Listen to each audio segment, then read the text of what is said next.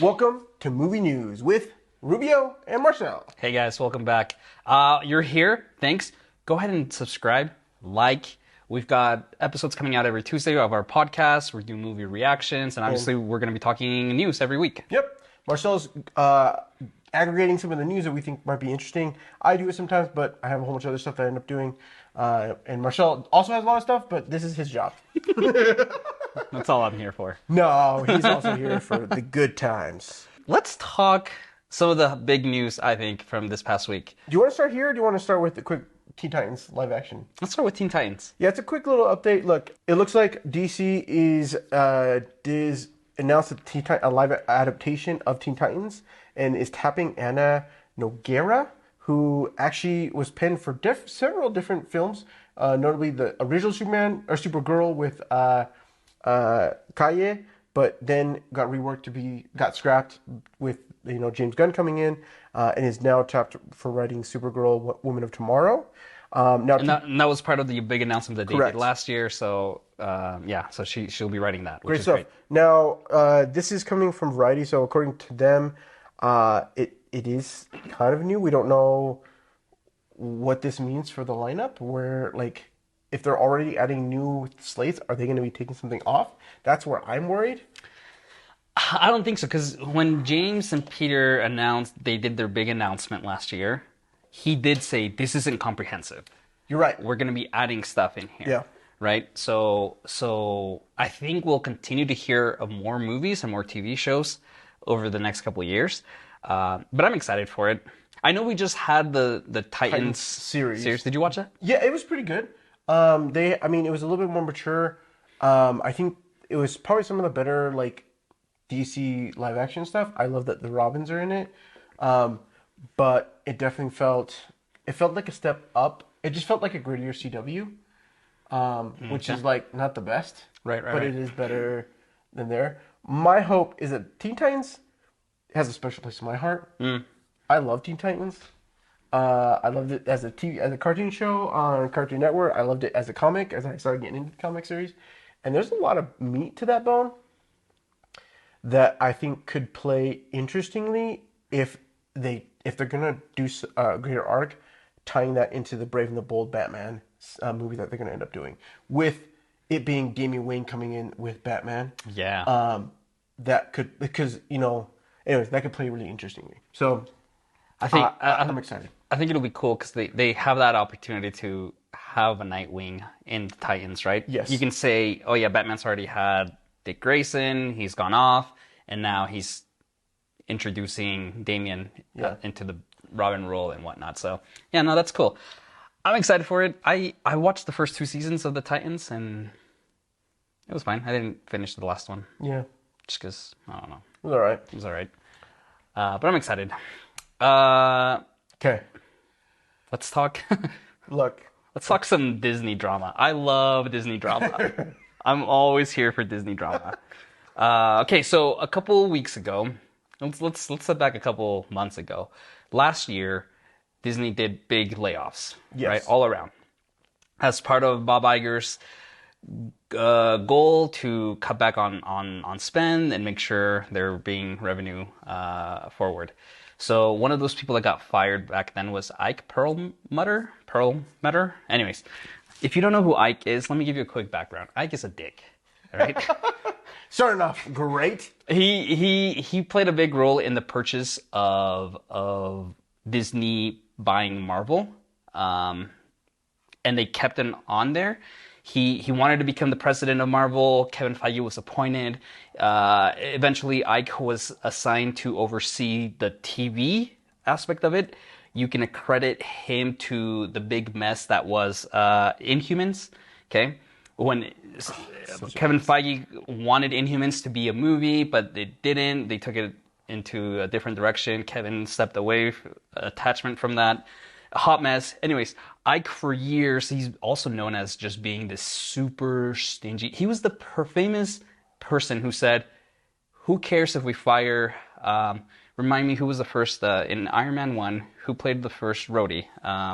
Terrence Howard. Yeah. Ike is famous for saying, it's okay, let's replace him. All black people look the same. Ah, yes. Okay, so Yeah, this yeah, is yeah. Ike. All right, Good old like. he's a dick. All right, so now there's two investment firms that get to have a proxy into the board of Disney, Yes. and Ike, who was fired, is really pushing for his buddy, Nelson.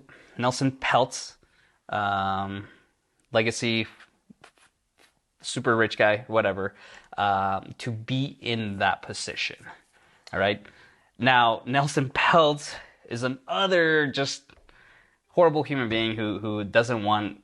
What's his latest statement? He doesn't want. He's not against women, but why does all of his Marvel movies have to have so many women in it? Yeah. This guy, these two old people, man. Dude, it's according to Yahoo, to the article on Yahoo by Todd Spangler. He's criticizing the company's woke strategy. Specifically, he's questioning Marvel's Black Panther and the Marvels with feature black and women leads. Come on. It's just He says, "Why do I have to have a Marvel movie that's all women? Not that I have anything against women, but why do I have to do that? Why can't I have Marvels that are both? Why do I need an all-black cast?" For the record, they do not have an all-black cast. again, it's just these are two men that are just out of touch, are trying to impose their money and influence into the board. But George, But this is 2 seats, right? these are 2 seats. That's a big deal, though. Yeah, that's a big deal. But George Lucas, Yeah. which I didn't know, when he sold Lucasfilm to Disney, not only did he get $4 billion, You got a seat at the table? he got a bunch of shares. Okay? Okay. And this is what he said this past week about all of this. He says, creating magic is not for amateurs. When I sold Lucasfilm just over a decade ago, I was delighted to become a Disney shareholder because of my longtime admiration for its iconic brand and Bob Iger's leadership. When Bob recently returned to the company during a difficult time, I was relieved. No one knows Disney better. I remain a significant shareholder because I have full faith and confidence in the power of Disney and Bob's track record of driving long-term value. I have voted all of my shares for Disney's 12 directors and urge other shareholders to do the same. So, George, who tends to stay very quiet on everything, has come out and given his support to Bob and making sure that he keeps his seat at the table. This is just wild. Bro. Now, This is not, I mean, this isn't, no, like, Disney's having some big shakeups over there because box office numbers aren't hitting. and they've been saying that the past like 3 weeks, they've been saying, we're going to cut back. We're really going to focus on quality over quantity really dig into the things that are being productive and whatnot, right? Okay, whatever. Like Classic marketing moves. just give me all your marketing terms and like nothing happens. This is just weird. The thing, like, I just want to bring this up because like we need to keep people like Ike and Nelson out of situations. We have a lot of beef with Bob Iger, Yes. right? Like we do, right? The guy is also out of touch on how he talks about writers. We saw that through the writer's strike. Yes, a lot of CEOs in the industry right now are super out of touch because they don't understand, like, and it's gotten worse because of streaming, because of how movie distribution has changed over the last just 5 years. I mean, we look at this in the sense of, like, Roadhouse. Roadhouse was given to, oh man, Casey Neistat. Actually, this is a great one. Casey Neistat did a video with his good friend Doug Lyman about the fact that, like, he had been promised to make a big, feature movie, get it in theaters. They did everything they could to make it, like, feature worthy, and Amazon goes behind their back and says, we're not going to do it to theaters, and we're only going to do that. And he kind of boycotts it, and in the process of that vlog, he kind of he understands, like, look, I know he's not even a big fish. He's a small fish in a big pond, and he's gonna take his win. They gave him one screening for the film, and so he's like, I'm just gonna take it because like this is all I can get. But it's just one of those things because like, this is why Casey Neistat left the industry, so that he didn't have other people telling him he can't release something if he doesn't, like I think that this is going to happen more and more, and I think it will really be interesting to see how some younger filmmakers, who I think that some of the next big movie directors will be coming from YouTube. In the next couple of years, we're going to see. We've seen it a little bit with some movies. I'll see if I can find some articles and link it down below. But I think that it's going to be a bigger push where people cut their teeth in online distribution. I mean, Mr. Beast just got a Amazon TV show. No, I think a TV show. I think it's a TV show. It's a TV, and he got full reign to do whatever he wants with the big boy budget. Dang. Bigger budget than what he does. Than what he already has. What he has. So it's interesting. I mean, look, going back to George, his comment of like, movie business is not for amateurs, right? This is going back to Nelson Peltz, who has said like, I don't have any experience. And we've talked about how James Gunn has like the hardest job in Hollywood. Yes. But this is a man who is a filmmaker, who is a screenplay writer, who is now the president of a studio. Yeah. He really, and this is where we, as we've discussed on our podcast, we really hope that he brings that environment of creativity, of empowering your writers, your directors to really tell impactful stories, right?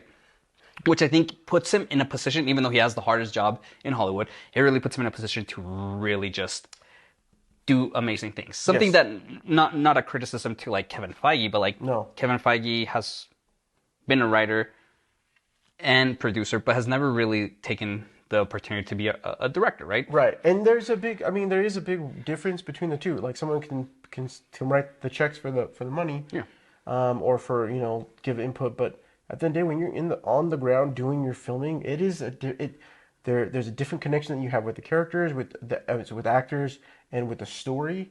And not all directors do it great, but it is something that I think every director is like everyone who does it is worthy of. It should be recommended because it's a huge feat. Yeah. And it should be honored in some form of a screening. Yeah. So, anyways, we hoped you enjoyed movie news. If you would like to contribute to or if you want us to give us some thoughts on movie news, be sure to follow us on social at Real Chumps. But with that, we'll see you guys in the next one. Later.